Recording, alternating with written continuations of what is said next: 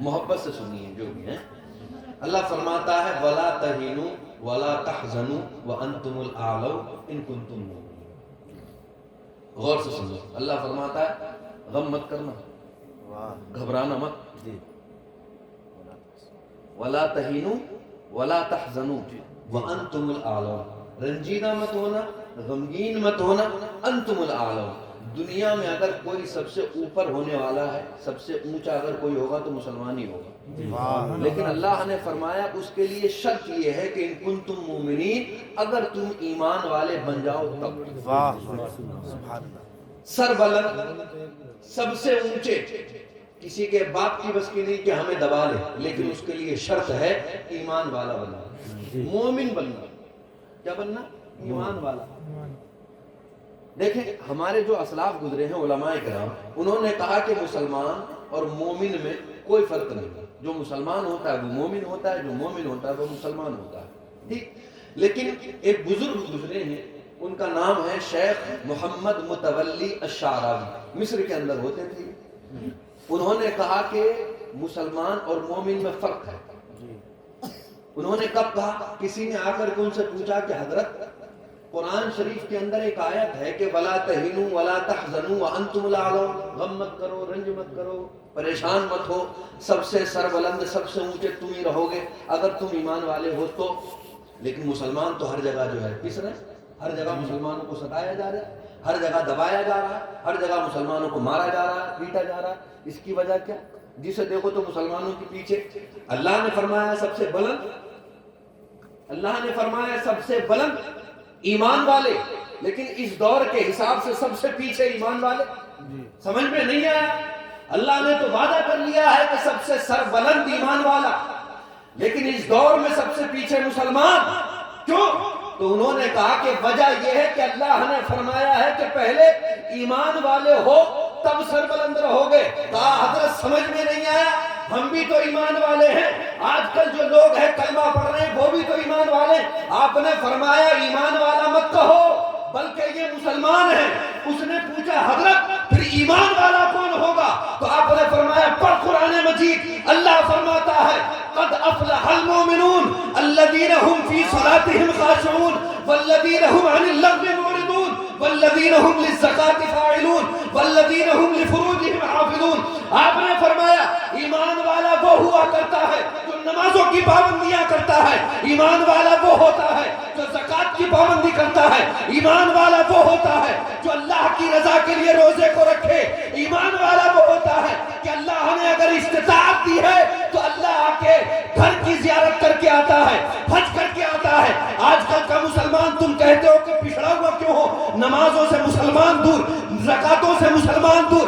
رمضان میں جوان آدمی جو ہے روزے کی حالت میں, تمام لوگ روزے کی حالت میں ہیں. جوان آدمی بے روزے کے ٹہل رہا ہے. آپ اس سے کہو کہ میاں روزہ کیوں نہیں رکھا؟ کہ مولانا میں یہ مزدوری کرتا ہوں, یہ کام کرتا ہوں, یہ کام انجام دیتا ہوں, گھر کے لوگوں کی ذمہ داری میرے اوپر ہے. روزہ چھوڑ دیا اور پھر ہم یہ سوچ رہے ہیں کہ سب سے سربلند ہو جائے. نہیں, ایمان والا بننا پڑے گا. ایمان والا بن جاؤ گے سربلند ہو جاؤ گے. یاد رکھنا. ہاں, اللہ نے فرمایا والذین هم للزکاة فاعلون. ایمان والے وہ ہوتے ہیں جو زکات بھی دیتے ہیں. پتہ نہیں ہے زکات کا. کتنے لوگوں کو تو زکات کی تعریف بھی معلوم نہیں ہوگی کہ زکات کہتے کسے ہیں. والذین هم لفروجهم حافظون. اور آگے کیا ہے؟ الا علی ازواجہم او ما ملکت ایمانہم فانہم غیر ملومین. اللہ فرماتا ہے فمن ابتغى وراء ذلک فاولئک هم العادون. جو روزے نہیں رکھے, نماز نہیں پڑھے تو سمجھ لو کہ وہ سب سے زیادہ بدبخت ہو گیا. بالکل یوں سمجھ لو کہ حد سے آگے بڑھ گیا. سمجھ میں نہیں آئی؟ ہاں, انتم الاعلون, انتم الاعلون. سمجھ میں آیا؟ اب سنو, ایک حدیث شریف ہم نے پڑھی. آپ کہو گے کہ یہ تو کہ بھئی انتم الاعلون تو ہے. حدیث شریف سنو. حدیث شریف میں میرے آقا نے فرمایا سنو, علامت المنافق ثلاث. کچھ چند باتیں میں تقریر کے طور پر نہیں, کچھ چند باتیں آپ کے درمیان پیش کر رہا ہوں تاکہ ہم اپنی گریبان میں جھانک کے دیکھیں. اللہ کے حبیب نے فرمایا علامت المنافق ثلاث. منافق کی 3 علامتیں ہوتی ہیں. منافق جانتے ہو کسے کہتے ہیں؟ منافق کہتے ہیں جو زبان سے کچھ اور بولے اور دل میں کچھ اور ہو. زبان سے تو کہے کہ میں مسلمان ہوں اور دل میں کیا ہو؟ کفر بھرا ہوا ہو. دل میں کفر ہو اس کو کہتے ہیں منافق. سمجھ میں آیا؟ ہم تو مسلمان ہیں اور ایمان والے ہیں نہیں ہیں. زبان سے اگر کلمہ پڑھتے ہیں تو دل سے بھی اقرار ہے نہیں ہے؟ ہم مسلمان ہیں. اب اللہ کے حبیب نے فرمایا دیکھو منافق کی 3 علامتیں ہیں. کون کون سی؟ اذا حدث کذب، جب بات کرے گا جب بھی بولے گا تو جھوٹ بولے گا. اس کی علامت ہے منافق کی. سوچتے رہنا، ابھی سمجھ لینا. منافق کی علامت ہے کہ جب بھی بات کرے گا تو جھوٹ بولے گا. یہ میں اپنے گھر کی بات نہیں بتلا رہا ہوں، نہیں امام صاحب کی حضرت کے گھر کی بات بتلا رہے ہیں. یہ ہمارے آپ کے نبی کے گھر کی بات ہے. نبی نے فرمایا، اور یوں سمجھ لو کہ پہاڑ اپنی جگہ سے ہل جائے گا، حضور کی بات جھوٹی نہیں ہو سکتی. سرکار نے فرمایا علامت المنافق ثلاث، منافق کی 3 علامتیں. جب بات کرے گا تو جھوٹ بولے گا. سمجھ میں آیا؟ ٹھیکیدار صاحب ہیں، منہ سے لمبی لمبی. کسی نے مزدور نے فون کر کے کہہ دیا کہ بھائی ٹھیکیدار صاحب پیسہ چاہیے. ٹھیکیدار صاحب کہاں ہیں؟ مزدوری نہیں دی آپ نے. میں آ رہے ہوں گھر پہ بیٹھا ہوگا اور فون پہ کہے گا میں تو گھر پہ ہوں ہی نہیں. ارے ہے نہیں ہے، میں تو گھر پہ ہوں نہیں. گھر سے نکلا، کہیں کام پہ جانا ہے، کسی نے بلایا ہے کہ کہاں ہے، اس وقت تک آپ کو پہنچنا چاہیے تھا، آپ پہنچے نہیں، تو کہے گا بس پہنچ رہے ہوں، ابھی گھر کے اندر ہے کہ میں پہنچ رہا ہوں، بس نکل گیا گھر سے، راستے میں ہوں. یہ جھوٹ ہے، یاد رکھنا. اور جھوٹ ایسی جھوٹ کے تعلق سے میں کہوں، جھوٹ ایک ایسی چیز ہے کہ دنیا میں کتنے گناہ ہیں. سب سے بڑا گناہ ہے کہ اللہ کی ذات میں کسی کو شریک ٹھہرانا. شرک سب سے بڑا گناہ. اور شرک کے بعد میں سب سے بڑا گناہ ہے تو وہ جھوٹ ہے.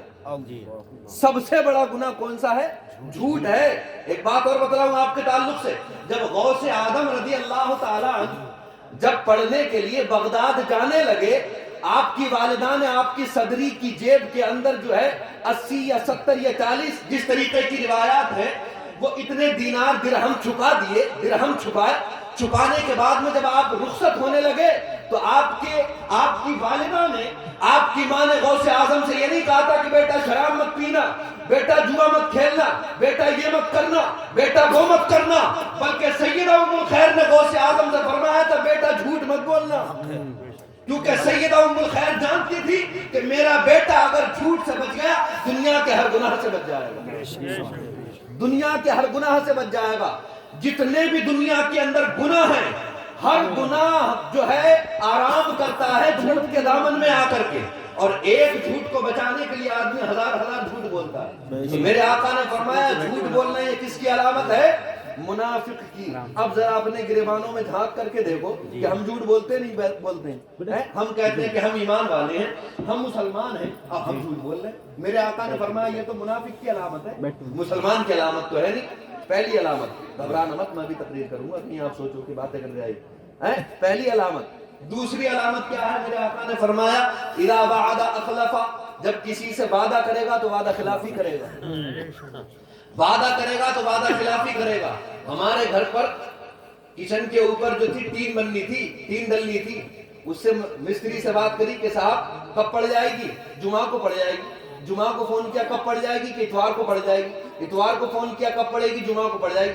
آپ یقین مانے رمضان کے بعد سے لے کر کے ابھی پچھلے ہفتے گھر گیا ہوں تو جو ہے اب بھی پڑی 7-8 مہینے کے بعد وعدہ کر کے، وعدہ کرنے کے بعد میں مسلمانوں کا یہ حال ہے. وعدہ کرنے، کسی سے قرضہ لے لیا کہ 1 مہینے میں ادا کر دوں گا، 1 مہینے کے بعد فون کر رہے ہیں تو فون ہی نہیں اٹھا رہے. زیادہ کیا تو نمبر بلیک لسٹ میں ڈال دیا، کرتے رہو فون. کبھی رستے میں ملاقات ہو گئی کہ دینے والا ہوں انشاءاللہ 1 ہفتے میں دے دوں گا، 1 ہفتے کے بعد میں پھر چکر لگاتے رہوں. 1000 کسی کو اگر روپیہ دے دیے ہیں نا آپ نے تو 1000 روپے اور خرچ ہوں گے اس سے 1000 روپے لینے کے چکر میں. یہ معاملات ہیں. اذا وعد اخلف، یہ منافقوں کی علامت ہے جو آج کل مسلمانوں میں گھسی پڑی ہے. سب سے بڑی بات میرے آقا نے فرمایا اذا اؤتمن خان، جب ان کو کسی چیز کا امین بنایا جائے گا تو اس امانت میں خیانت کرے گا. امانت میں خیانت کرے گا. اور امانت میں خیانت کا مطلب یہ نہیں ہے کہ مال میں سے پیسہ نکال لینا، اس کو امانت میں خیانت کہتے ہیں. نہیں، یہ بھی خیانت ہے. اس کے علاوہ ہر چیز کے اندر خیانت ہو سکتی ہے. آپ نے اپنی، اللہ کے حبیب نے فرمایا کہ اپنی نگاہوں کو نیچے رکھو. قرآن میں بھی اللہ نے فرمایا قل للمؤمنین یغضوا من ابصارہم، مومنوں سے کہہ دو کہ نگاہیں نیچی رکھو. اب جہاں نگاہیں نیچی رکھنے کا حکم ہے وہاں نگاہیں اٹھا کر کے آپ چلو گے، عورتوں کو بے پردہ دیکھو گے، یہ امانت میں خیانت. سمجھ میں آ رہی نہیں آ رہی؟ ہاں، امانت میں خیانت۔ اللہ کے حبیب علیہ الصلوۃ والسلام کے امتیوں سنو، اگر مسجد کی ذمہ داری مل گئی، مدرسے کی ذمہ داری مل گئی، آپ کی ذمہ داری ہے کہ مسجد کی صفائی کرے، آپ کی ذمہ داری ہے کہ مسجد کی صدارت کرے، آپ مدرسے کے محتمم صاحب بن گئے، آپ کی ذمہ داری ہے مدرسے میں دینی تعلیم ہو، آپ اپنی ذمہ داری کو ادا نہیں کر رہے ہو تو یہ امانت میں خیانت۔ جو آپ کے اوپر ذمہ داری ہے، باپ کے اوپر ذمہ داری ہے کہ اپنے گھر کی عورتوں کو باپردہ رکھے، بھائی کے اوپر ذمہ داری ہے کہ اپنے بہن کو جو ہے پردے کی تلقین کرے، شوہر کے اوپر ذمہ داری ہے کہ اپنی بیوی کو پردے کی تلقین کرے، شوہر نہیں کر رہا ہے، امانت میں خیانت۔ میرے آقا نے فرمایا جھوٹ بولنا، وعدہ خلافی کرنا، امانت میں خیانت کرنا، یہ منافقوں کی علامت ہے۔ اور جس کے اندر ان علامات میں سے ایک علامت بھی اگر پائی گئی، آپ جھوٹ بولتے ہو تو بے شک آپ نام کے مسلمان ہو، لیکن آپ کے اندر نفاق کی ایک علامت موجود ہے۔ اللہ اکبر کبیرہ، ناری نہیں آ رہی ہے۔ اور اللہ حق نے کیا فرمایا قرآن مجید میں؟ ان المنافقین فی الدرک الاسفل من النار، جھوٹ بولنے والوں، وعدہ خلافی کرنے والوں، امانت میں خیانت کرنے والوں، اللہ کے حبیب نے فرمایا کہ قیامت کے دن جہنم کا جو سب سے نچلا طبقہ ہے، اس طبقے کے اندر اگر کوئی ہوگا تو منافق لوگ ہوں گے۔ اللہ، ناری نہیں آ رہی ہے؟ چپ جائے، درود شریف پڑھو، اللہم صلی علی سیدنا محمد۔ سمجھ نہیں آ رہی ہے؟ آ رہی ہے، صحیح آ رہی ہے؟ اور سبحان اللہ، سبحان اللہ۔ اللہ کیا فرماتا ہے؟ ان المنافقین فی الدرک الاسفل من النار، منافق جو ہوں گے جہنم کے سب سے نچلے طبقے میں ہوں گے، سب سے نچلے طبقے میں، کافروں سے بھی نیچے ہوں گے، غیر مسلموں سے بھی نیچے۔ کون؟ منافق۔ اب یوں سمجھ لو کہ جس کے اندر یہ نفاق کی ایک بھی علامت موجود ہے، ایک بھی علامت ہے، تو دیکھ لو معاملہ بالکل ہی خراب ہے۔ اب ہمارا معاملہ یہ ہے کہ 3 کیا ان کے ساتھ 30 اور جوڑ دو۔ کون سی ایسی برائی جو مسلمانوں کے اندر نہیں ہے؟ کون سا ایسا گناہ ہے کہ جو مسلمان نہیں کر رہے ہیں؟ شراب کے اڈے مسلمانوں سے آباد ہیں، یہاں تک کہ جہاں جوا کھیلا جا رہا ہے وہاں سب سے زیادہ مسلمان، عیاش پرستی میں سب سے آگے مسلمان، اور پھر کہتے ہیں کہ مولانا پٹائی ہو رہی ہے، جہاں دیکھو تو وہاں پٹائی ہوگی۔ پٹائی ہوگی کیوں نہیں؟ اب کیوں نہیں ہوگی؟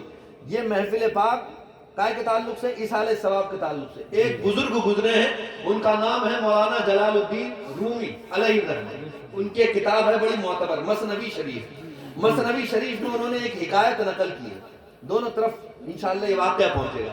وہ فرماتے ہیں مثنوی شریف کے اندر کہ ایک دیہاتی آدمی، مزدور آدمی راستے سے جا رہا تھا، اس کو راستے میں ایک ہیرا مل گیا، ہیرا ملا تو وہ اپنے گاؤں کے اندر جو جوہری تھا، جس کے پاس ہیرے کی پہچان ہوتی تھی، اس کے پاس وہ ہیرا لے گیا، جا کے بولا کہ بتلاؤ اس ہیرے کی قیمت کیا ہوگی؟ جوہری ایماندار، اس نے جب ہیرا دیکھا تو بولا کہ میاں یہ جو تمہیں ہیرا ملا ہے اس کی قیمت میں کیا، اگر پورے گاؤں کے سارے جوہری مل کر کے بھی ادا کرنا چاہے تو اس ہیرے کی قیمت ادا نہیں کر سکتے ہیں، اتنی قیمت ہے۔ یہاں اگر تم بیچو گے تو تمہیں ممکن ہے کہ کوئی ٹھگ لے، لہذا یہ ہیرا لے کر کے شہر چلے جاؤ، شہر میں جا کر کے فلاں جگہ پر ایک سب سے بڑے جوہری کی دکان ہے، اس جوہری کے پاس چلے جانا، ممکن ہے کہ وہ جوہری اس کی قیمت تمہارے سامنے ادا کر دے۔ اس نے ہیرا لیا، شہر کا سفر کیا، شہر پہنچا، سب سے بڑی جوہری کی جو دکان تھی وہاں پہنچ کر کے کہتا ہے کہ میاں یہ ہیرا مجھے ملا ہے، بتلاؤ اس کی قیمت کیا ہو سکتی ہے اور تم اس کی قیمت کیا دے سکتے ہو؟ جو شہر کا سب سے بڑا جوہری تھا اس نے کہا کہ تم اس کی قیمت معلوم کرتے ہو؟ اتفاق سے وہ بھی ایماندار تھا، اس نے کہا اس کی قیمت معلوم کر رہے ہو؟ ارے میں کیا، اگر شہر کے سارے جوہری مل کر اس کی قیمت ادا کرنا چاہے، اس ہیرے کی قیمت ادا نہیں کر سکتے، تو کہا کہ کیا جائے، کہاں پیش کیا جائے، کہاں اس کی قیمت مل سکتی ہے؟ اس جوہری نے کہا کہ جاؤ، بادشاہ کا دربار کھلا ہوا ہے، بادشاہ کے دربار میں پہنچ جاؤ، بادشاہ کے سامنے اس ہیرے کو پیش کرنا، ممکن ہے کہ بادشاہ اس کی قیمت ادا کر دے۔ اس دیہاتی آدمی نے، مزدور آدمی نے بادشاہ کے محل کا سفر کیا، اندر پہنچتا ہے، پہنچنے کے بعد میں بادشاہ کو سلام کر کے کہتا ہے اے بادشاہ سلامت، مجھے ایک ہیرا ملا ہے، میں گاؤں کے اندر جوہری کی دکان پر گیا، جوہری نے کہا شہر چلا جا، شہر گیا، شہر والے نے کہا کہ بادشاہ کے پاس چلا جا، میں آپ کی بارگاہ میں آیا ہوں، بتلائیں اس ہیرے کی قیمت آپ کیا دے سکتے ہیں؟ بادشاہ نے کہا کہ ہیرا دکھایا جائے، جب ہیرا اس کے سامنے رکھا، غور سے سننا میری بات, ہیرا جب بادشاہ کے سامنے پہنچا, بادشاہ نے اپنے وزیر کو بلایا اور وزیر سے بلا کر کے کہا کہ تم جوہری ہو, تمہیں ہیرے کی پہچان ہے, بتلاؤ اس ہیرے کی قیمت کتنی ہو سکتی ہے. تو وزیر نے بادشاہ سے کہا تھا, اے بادشاہ سلامت, یہ ہیرا تو ایسا معلوم ہوتا ہے کہ آپ نہیں, آپ کی اگر سلطنت کے برابر اگر کئی سلطنتوں کو اور ملا لیا جائے اور اس ہیرے کی قیمت ادا کرنے کی کوشش کی جائے, اس ہیرے کی قیمت ادا نہیں ہوگی. بادشاہ یہ بڑا بیش قیمتی ہیرا ہے, بڑا مہنگا ہیرا ہے. بادشاہ کو چونکہ وہ ہیرا پسند آ گیا, بادشاہ نے کہا وزیر میں تجھے تنخواہ کس بات کی دیتا ہوں, میں یہ چاہتا ہوں کہ یہ ہیرا کسی بھی صورت میں اس دیہاتی آدمی سے حاصل کیا جائے, چاہے جو مال دینا پڑے دے دو, جو ہیرے دینے پڑے دے دو, جتنا سامان دینا پڑے اس کو دے دو, لیکن یہ ہیرا مجھے چاہیے, میں اپنے سر کے تاج میں اس کو لگاؤں گا. وزیر نے کہا کہ ٹھیک ہے, میں کوشش کرتا ہوں. دیہاتی آدمی کو بلایا, کہا کہ تمہارا یہ ہیرا واقعی بیش قیمتی ہے, بہت زیادہ اس کی قیمت ہے, ہمارے پاس میں اتنا پیسہ تو نہیں, لیکن ہم تمہیں اختیار دیتے ہیں, ہم تمہارے سامنے ایک راستہ رکھتے ہیں, اگر تم اس راستے پر عمل کرو گے تو تمہارے اس ہیرے کی قیمت ادا ہو جائے گی. دیہاتی بولا کیا قیمت ہو سکتی ہے؟ کہا کہ سنو سنو, بادشاہ کا دربار صبح سورج نکلنے کے وقت کھولا جائے گا, بادشاہ کے دربار میں تم حاضر ہو جانا. صبح سورج نکلنے سے لے کر کے سورج کے غروب ہونے تلک تم اسی محل کے اندر رہو گے, اور سورج کے غروب ہونے تلک محل سے جتنا سامان تم سے ہو سکتا ہے اس محل کے باہر رکھ دینا. سارا مال تمہارا ہو جائے گا, کپڑے تمہارے ہو جائیں گے, سونا نکالو کہ سونا تمہارا ہوگا, چاندی نکالو کہ چاندی تمہاری ہوگی. دیہاتی خوش ہو گیا کہ سبحان اللہ, آج تلک تو کبھی محل میں آنے کی اجازت نہیں تھی, آج اجازت ملی تو اس شان کے ساتھ ملی کہ صبح سورج نکلنے سے لے کر کے غروب ہونے تلک میں محل کے اندر رہوں گا, اور جو سامان نکال سکتا ہوں نکال لوں گا. اس نے کہا کہ ٹھیک ہے, مجھے تمہاری یہ شرط منظور ہے. دیہاتی آدمی پلٹا, ایک جگہ جا کر کے رات گزاری. اب رات میں جیسے ہی بستر پر لیٹا, خیال آنے لگا صبح محل میں جاؤں گا, سب سے پہلے کیا نکالوں گا؟ سونا نکالوں گا, چاندی نکالوں گا, جواہرات نکالوں گا, کپڑے نکالوں گا, کیا چیز نکالوں گا؟ ایک کروٹ پر یہی سوچتا رہا. پھر دوسری کروٹ لی کہ کیا چیز نکالوں گا؟ سونا پہلے لے کر کے آیا جائے, کپڑے پہلے لائے جائے, خادم لائے جائے, غلام لائے جائے, کیا چیز لائے جائے؟ پھر کروٹ بدلی, پھر کروٹ بدلی. صبح ہو گئی, صبح ہو گئی, رات میں نیند نہیں آئی, اسی خوشی کی وجہ سے کہ صبح محل میں جاؤں گا اور اتنا سامان لے کر کے آؤں گا, یہ لے کر کے آؤں گا, وہ لے کر کے آؤں گا. نیند نہیں آئی. جیسے ہی جیسے ہی سورج نکلا, دروازے پر پہنچ گیا. پہنچنے کے بعد میں دستک دی, دروازہ کھلا, کہا کہ اپنے وعدے کے مطابق عمل کرو, میں اپنے وقت پر حاضر ہوں. اب جیسے ہی محل کے اندر داخل ہوا, یہاں سے غور سے سننا, جیسے ہی محل کے اندر داخل ہوا, اب وزیر چونکہ بڑا چالاک تھا, جس نے کہا تھا کہ تمہیں کل سورج نکلتے ہی داخل ہونا ہے اور شام کو سورج کے غروب ہوتے ہی تم کو باہر نکل جانا ہے. اب جیسے ہی محل کے اندر داخل ہوا, اس سے کہا گیا کہ فلاں سمت چلے جاؤ, اس راستے پر آگے چلے جاؤ. آگے پہنچا تو کیا دیکھتا ہے کہ ایک دروازہ ہے, دروازے پر پردہ لٹکا ہوا ہے. پردہ ہٹایا, دروازہ کھولا. جیسے ہی دروازہ کھولا تو کیا دیکھتا ہے کہ سامنے پورا کمرہ ایک خوبصورت ہے, اور پورے کمرے کو قیمتی قیمتی کپڑوں سے سجا دیا گیا ہے. ان کپڑوں سے سجا دیا گیا ہے کہ جن کو بادشاہ پہنا کرتا تھا. کمرے کے اندر داخل ہوا, جسم پر پھٹا ہوا لباس. اب نظر پڑی عالی شان کپڑوں پر, بیش قیمتی کپڑوں پر. ایک کپڑا اتارا, اتار کر کے پہنا, کہا کہ تھوڑا بڑا ہے, سائیڈ میں رکھ دیا. دوسرا اتارا, پھر پہنا, سائیڈ میں رکھ دیا. تیسرا اٹھایا, چوتھا اٹھایا, پانچواں اٹھایا.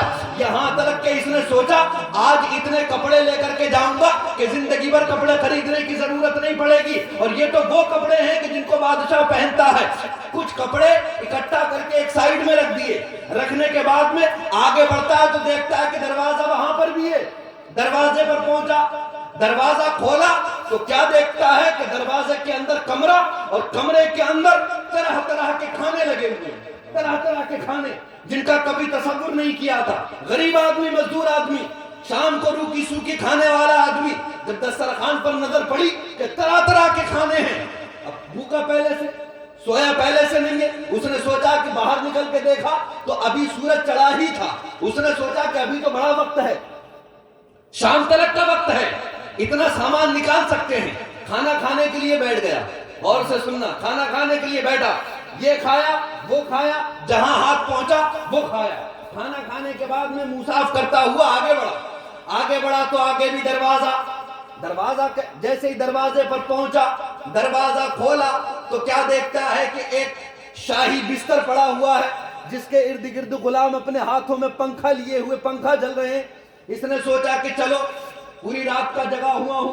اب سمجھنے کی بات ہے، ایک آدمی جب رات میں بالکل نہ سوئے، پیٹ بھرا ہوا ہو، بستر نرم نظر آ جائے تو پھر لیٹے گا تو نیند نہیں آئے گی۔ اس نے سوچا پورا دن پڑا ہوا ہے، کچھ دیر آرام کر لیتے ہیں۔ جیسے ہی لیٹا آنکھ لگ گئی، جیسے ہی لیٹا آنکھ لگ گئی، غلاموں نے پنکھے سے ہوا کرنا شروع کر دی، آنکھ لگ گئی۔ آنکھ لگی تو تھی، جب آنکھ لگی تھی تو خادم ہوا کر رہے تھے، سوتا رہا۔ اچانک سے اس کو احساس ہوا کہ کوئی جھنجھوڑ کر کے اٹھا رہا ہے کہ اٹھ۔ اچانک سے گھبرا کر کے اٹھا کہ کیا ہوا، کہ چل باہر۔ کہا کہ ارے کس طریقے سے پیش آ رہے ہو، تمہیں معلوم نہیں ہے کہ میں بادشاہ کا مہمان ہوں؟ بادشاہ نے مجھے اجازت دی تھی کہ صبح سے لے کے شام تلک جتنا سامان نکال سکتے ہو نکال لینا۔ کس طریقے سے مجھ سے بات کر رہے ہو، کیسے بدتمیزی سے بات کر رہے ہو؟ اس نے کہا کہ بے شک بادشاہ نے تجھے اجازت دی تھی، سورج نکلنے سے لے کر سورج غروب ہونے تک باہر نکل کے دیکھ، سورج غروب ہو گیا ہے، سورج غروب ہو گیا، اب کیا کام تیرا یہاں پر؟ اس نے کہا کہ ابھی تو میں نے کپڑے بھی نہیں لیے، بس دیکھے ہی تھے، ابھی تو میں نے صرف کھانا ہی کھایا ہے، ابھی تو نہ میں نے سونا لیا ہے، نہ چاندی لیا ہے، نہ ہیرے لیے ہیں، نہ جواہرات لیے ہیں، ابھی تو میں نے اپنی زندگی کے لیے کچھ تیار نہیں کیا، ایسے کیسے باہر نکل جاؤں؟ کم سے کم 1 درہم تو اٹھا لینے دو۔ تو وزیر نے جب یہ آواز سنی تو فوراً کمرے کے اندر داخل ہوا، کہا کہ باہر، فوراً باہر۔ کہا کہ وزیر کیسے بات کر رہے ہو، تمہیں میں نے اپنی زندگی کا سب سے بیش قیمتی ہیرا دیا ہے جس کی قیمت کہیں نہیں تھی، تم مجھے اس طریقے سے کیسے باہر نکال سکتے ہو؟ تو کہا کہ اس لیے تمہیں وقت دیا گیا تھا، سورج نکلنے سے لے کر سورج غروب ہونے تلک، سورج غروب ہو چکا ہے، اب تمہیں یہاں رہنے کی اجازت نہیں۔ اس نے کہا کہ کم سے کم 1 درہم اٹھا لینے دو۔ کہا کہ نہیں، 1 درہم تو دور کی بات، پھوٹی کوڑی بھی نہیں لے جانے دیا جائے گا۔ اس نے کہا ایسے کیسے نہیں لے جانے دیا جائے گا؟ وزیر نے اپنے خادموں کو حکم دیا، پکڑ کر کے باہر پھینک دو۔ محل کے باہر پھینک دیا گیا، ہیرا بھی گیا، کچھ ہاتھ بھی نہیں آیا۔ مولانا جلال الدین رومی فرماتے ہیں اس کا مطلب یہ ہوا، اور انسان غفلت میں مت پڑنا، یہ جو ہیرا ہے یہ تیری زندگی ہے، یہ جو محل ہے یہ دنیا ہے۔ انسان دنیا میں آتا ہے، آنے کے بعد میں سب سے پہلے یہ سوچتا ہے میرے تن کا لباس اچھا ہونا چاہیے، پھر یہ سوچتا ہے میری روٹی اور غذا اچھی ہونی چاہیے، پھر یہ سوچتا ہے آرام کرنے کی جگہ اچھی ہونی چاہیے۔ لیکن اس غفلت میں، اپنی روٹی کے چکر میں، اپنے پیٹ کے چکر میں، اپنے لباس کے چکر میں آخرت کو بھول جاتا ہے۔ مولانا فرماتے ہیں جب آخری وقت ہوتا ہے، منکر نکیر نہیں بلکہ ملک الموت جب آتے ہیں، روح نکالنے کے لیے آتے ہیں، اس وقت یاد آتا ہے کہ ارے ابھی تو میں نے نمازیں بھی نہیں پڑھی ہے، ابھی تو میں نے روزہ بھی نہیں رکھا ہے، ابھی تو زکوٰۃ بھی نہیں دی ہے، ابھی تو حج بھی نہیں کیا ہے۔ جب آخری وقت ہوتا ہے، بندہ سوچتا ہے کاش کہ اپنے رب کی بارگاہ میں ایک مرتبہ سر کو جھکا لیا جائے، کاش کہ ایک مرتبہ سبحان ربی الاعلیٰ کہہ لیا جائے، سبحان ربی العظیم کہہ لیا جائے۔ ملک الموت کہتے ہیں نہیں، تمہیں مہلت دی گئی تھی کہ آخری سانس جب تلک باقی ہے تب تلک اللہ کی عبادت کر سکتے ہو، جب آخری سانس ختم ہو گئی تو اپنا نماز پڑھتے ہو، جب اپنا نماز پڑھ سکتے ہو۔ وہ سوچے گا کاش کہ میں اپنے گھر والوں کو بلا کر کے وصیت کر دوں کہ میرا اتنا مال رکھا ہوا ہے، میرے مال میں سے اللہ کی راہ میں اتنا مال صدقہ کر دینا، زکوٰۃ ادا کر دینا۔ سوچتا ہے اپنے بیٹے کو بلا لوں، اپنے بھائی کو بلا لوں، اپنے چچا کو بلا لوں۔ ملک الموت